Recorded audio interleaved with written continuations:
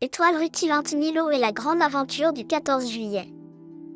Un soir d'été, alors que le ciel s'illuminait de 1000 couleurs, Milo, un petit garçon aux yeux pétillants de curiosité, fixait la fenêtre de sa chambre. Les feux d'artifice du 14 juillet éclataient comme des fleurs lumineuses dans la nuit noire, et son cœur battait fort.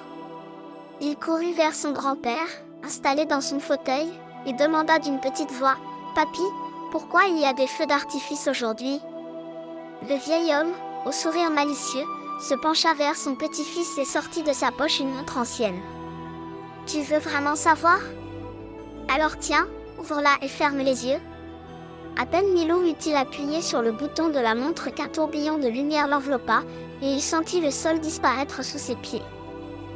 Quand Milo rouvrit les yeux, il n'était plus dans sa chambre, mais au beau milieu d'une rue pavée, envahie par une foule agitée.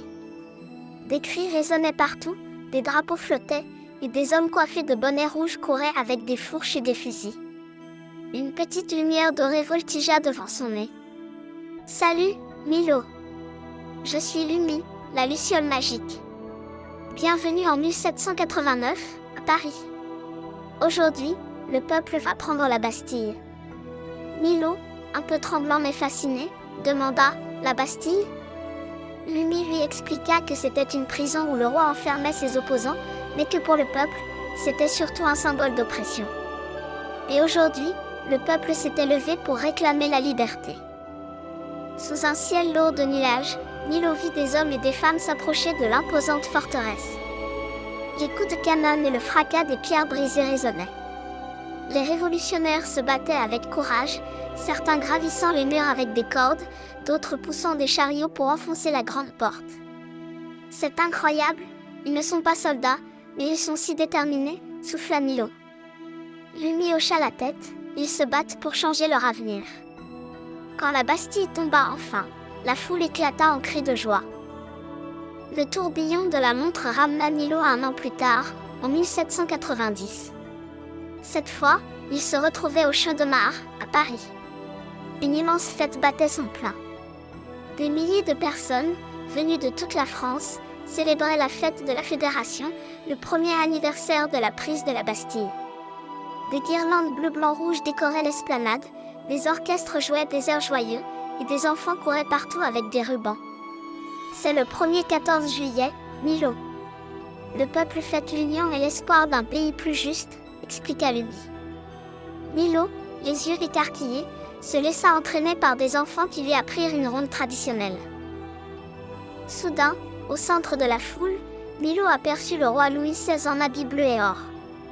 Le roi leva la main et prêta serment de respecter la Constitution devant son peuple. Milo tira la manche de Lumi, alors, le roi et le peuple sont amis maintenant. La luciole répondit doucement, pour l'instant, oui. Mais le chemin vers la liberté est encore loin. La montre tourna de nouveau, emportant Milo à travers le temps. Lumi lui montra alors la Déclaration des droits de l'homme et du citoyen, un parchemin géant illuminé de lettres dorées. Milo lut à voix haute, « Tous les hommes naissent et demeurent libres et égaux en droit. » Lumi hocha la tête, « Ces mots sont précieux, Milo. Ils portent les valeurs de la France, liberté, égalité, fraternité. » Milo répéta doucement ces trois mots, comme un sortilège qu'il ne voulait jamais oublier. La lumière de la montre changea, et Milo se retrouva à notre époque. Autour de lui, la tour Eiffel brillait de mille feux. Dans le ciel, des explosions de lumière dessinaient des cœurs, des étoiles et même des drapeaux tricolores. Aujourd'hui, on célèbre le 14 juillet avec des feux d'artifice, des bals et des chansons pour se rappeler l'histoire, expliqua Lumi.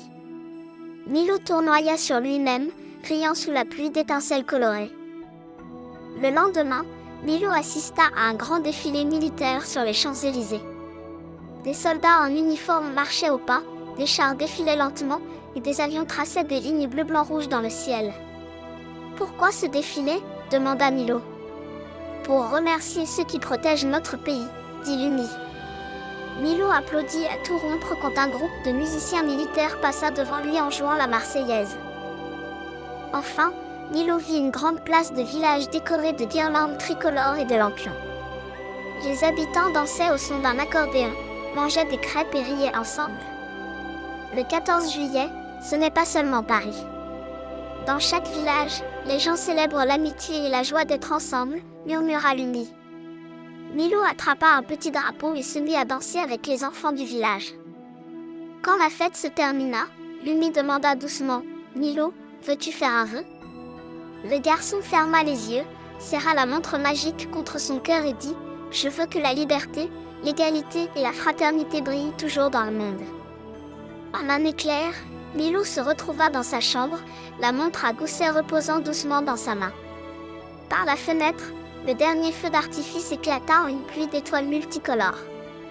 Il courut vers son grand-père. « Papy, je sais pourquoi on fête le 14 juillet maintenant, c'est magnifique. » Et ce soir-là, sous le ciel d'été, Milo souriait plus fort que jamais, prêt à partager cette grande histoire avec le monde entier.